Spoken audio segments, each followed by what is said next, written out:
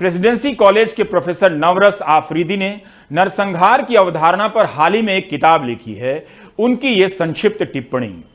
अगर हिंसात्मक घटनाओं की तस्वीरें हमारे सामने लगातार आती रहती हैं तो एक बहुत बड़ा खतरा ये होता है कि वो हमारे लिए नॉर्मलाइज होने लगती हैं, हमें वो सामान्य प्रतीत होने लगती हैं और ये बड़ी ही भयावह स्थिति है अगर असामान्य चीज सामान्य प्रतीत होने लगे। ऐसा इसलिए होता है क्योंकि जनमानस में इतिहास का बोध इतिहासकार की लेखनी के माध्यम से पैदा नहीं होता, बल्कि पॉपुलर कल्चर में, फिल्मों में, उपन्यासों में किस प्रकार इतिहास का चित्रण होता है, इससे पैदा होता है। पत्रकारिता के सामने एक बहुत बड़ी चुनौती ये है कि वो घटनाओं के बारे में जब बताए, हमें सूचित करे, तो वो क्या तरीका निकाले समय के अभाव के बावजूद कि उस जानकारी, घटना की जानकारी के साथ साथ उसकी ऐतिहासिक पृष्ठभूमि, उसकी ऐतिहासिक भूमिका के बारे में भी हमें बता सके।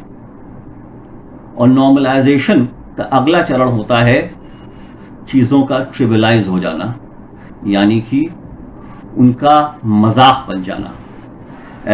इसकी एक मिसाल अमेरिका है, जहां पर बाकायदा यूरोप में यहूदियों का जो नरसंहार हुआ उसकी शिक्षा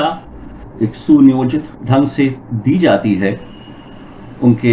शैक्षिक संस्थानों में, लेकिन इसके बावजूद